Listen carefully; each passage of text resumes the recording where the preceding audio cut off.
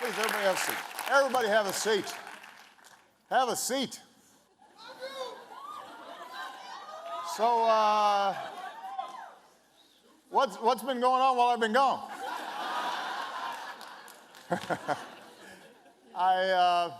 It is wonderful to be home. It is wonderful to be at the University of Chicago. It is wonderful to be on the south side of Chicago. And it is wonderful to be with these young people here.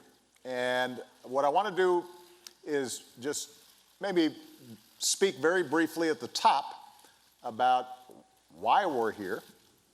And then I want to spend most of the time that we're together hearing from these remarkable young people who are, I think, representative of some amazing young people who are in the audience as well. I was telling these guys that it was a little over 30 years ago that I came to Chicago. I was 25 years old, and I had gotten out of college filled with idealism and absolutely certain that somehow I was going to change the world.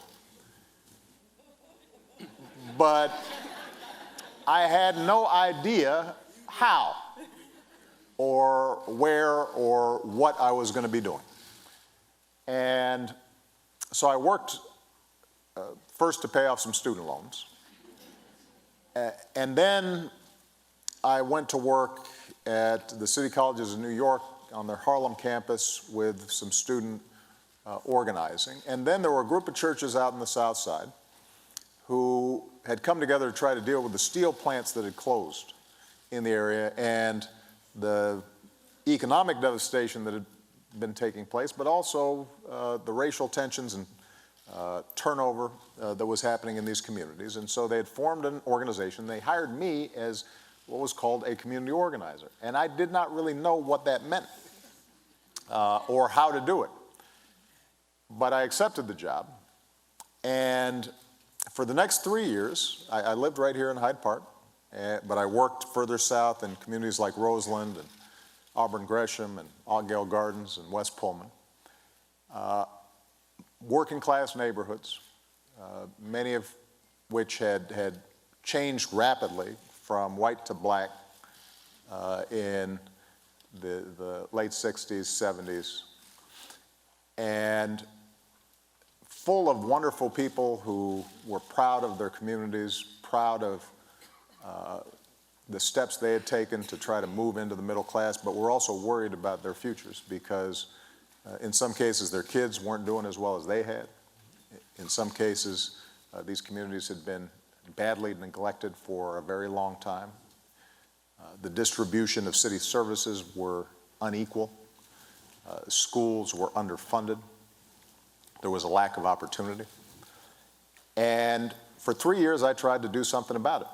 And I am the first to acknowledge that I did not set the world on fire, nor did I transform these communities in any significant way, although we did some good things.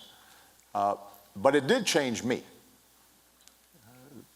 This community gave me a lot more than I was able to give in return, because this community taught me that ordinary people, when working together, can do extraordinary things. This community taught me that everybody has a story to tell that is important.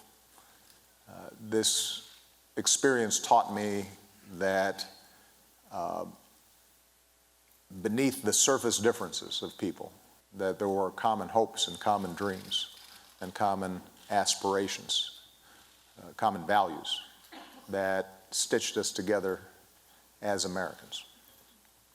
And so even though I, after 3 years, left for law school, the lessons that had been taught to me here as an organizer are ones that stayed with me and effectively gave me the foundation for my subsequent political career and the themes that I would talk about in as a state legislator and as a U.S. Senator and ultimately as President of the United States. Now, I tell you that history because on the back end now of my presidency, now that it's completed, I'm spending a lot of time thinking about what is the most important thing I can do for my next job. And what I'm convinced of is that although there are all kinds of issues that I care about and all kinds of issues that I intend to work on, the single most important thing I can do is to help in any way I can prepare the next generation of leadership to take up the baton and to take their own crack at changing the world. Because the one thing that I'm absolutely convinced of is that, yes, we confront a whole range of challenges, from economic inequality and lack of opportunity to a criminal justice system that too often is skewed in ways that are unproductive, to climate change, to issues related to violence. All those problems are serious, they're daunting, but they're not insoluble. What is preventing us from tackling them and making more progress really has to do with our politics and our civic life. It has to do with the fact that because of things like political gerrymandering, our parties have moved further and further apart, and it's harder and harder to find common ground. Because of money in politics, special interests dominate the debates in Washington in ways that don't match up with what the broad majority of Americans feel. Because of changes in the media, we now have a situation in which everybody's listening to people who already agree with them and are further and further reinforcing their own realities to the neglect of a common reality that allows us to have a healthy debate and then try to find common ground and actually move solutions forward. And so, when I said in 2004 that there were no red states or blue states, they're the United States of America, that was an aspirational comment, but I think it's, and it's one, by the way, that I still believe, in the sense that when you talk to individuals one-on-one, there's a lot more that people have in common than divides them. But obviously it's not true when it comes to our politics and our civic life. And maybe more pernicious is the fact that people just aren't involved. They get cynical and they give up. And as a consequence, we have some of the lowest voting rates of any advanced democracy, and low participation rates then translate into a further gap between who's governing us and what we believe. The only folks who are going to be able to solve that problem are going to be young people, the next generation. And I have been encouraged everywhere I go in the United States, but also everywhere around the world, to see how sharp and astute and tolerant and thoughtful and entrepreneurial our young people are. A lot more sophisticated than I was at their age. And so the question then becomes, what are the ways in which we can create pathways for them to take leadership, for them to get involved? Are there ways in which we can knock down some of the barriers that are discouraging young people about a life of service? And if there are, I want to work with them to knock down those barriers and to get this next generation in, just to accelerate their move towards leadership. Because if that happens, I think we're going to be just fine. And I end up being incredibly optimistic. So, with that, what I'd like to do is to have our panelists here today each tell us a little bit about themselves. And what I've asked them ahead of time, and I did give them the question ahead of time, I asked them to describe for me what it is that they see among their peers that they think discourages voting, participation, paying attention to some of the issues, getting involved. Or do they have some immediate suggestions of the kinds of things that would get young people more involved and engaged and discover their voices? Once we've gone through the entire panel, then we're just going to open it up and we're going to see how it works. And hopefully it will be interesting. I'll find it interesting. Hopefully you find it interesting. All right? So we're going to start with Kelsey. Well, thank you, Mr. President, and good morning, everyone. It is an absolute honor to be here with you all. My name is Kelsey. I'm a senior at Loyola University of Chicago, where I've spent the last 4 years studying marketing with minors in sociology and leadership studies. I've had the pleasure of being very involved on Loyola's campus with a number of different things going on. I'm looking forward to graduating in less than 2 weeks and pursuing my master's in higher education and student affairs. And I think to answer your question, my passion for working with college students does stem from the ability to work with activists and to work with community engagement, and really understanding that college students during that transformative time is the opportunity for students to learn about these important issues and really find their voice. Understanding that we can't just get discouraged when something doesn't go our way immediately, but really being able to work towards that end common goal. Fantastic. Okay.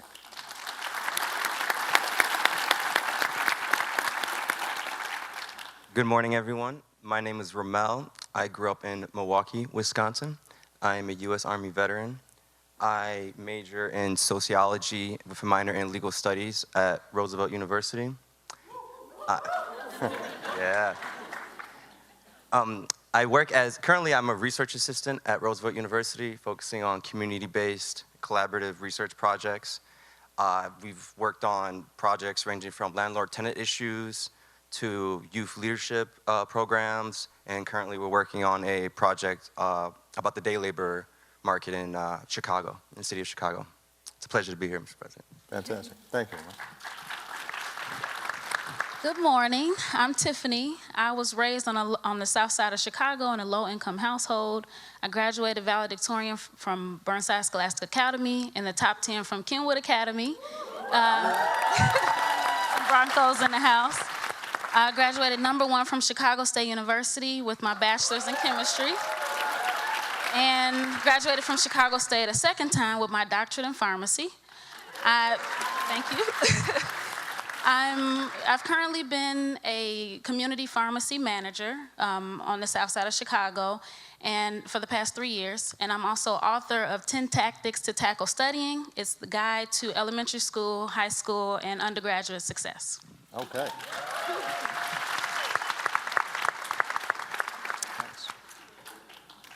I'm Max, and you can see what they've made me follow now. I have been involved in civic engagement and civic life here at the University of Chicago through the Institute of Politics, which has been an absolute blessing and a fantastic resource to all of us.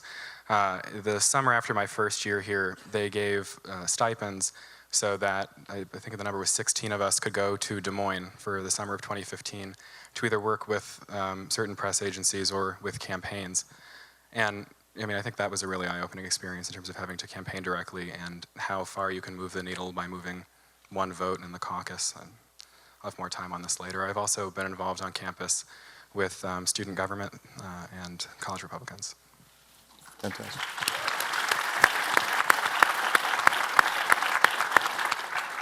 Hello, everyone. My name is Ayana Watkins. I'm the baby of the panel. I'm currently a senior at Kenwood Academy High School.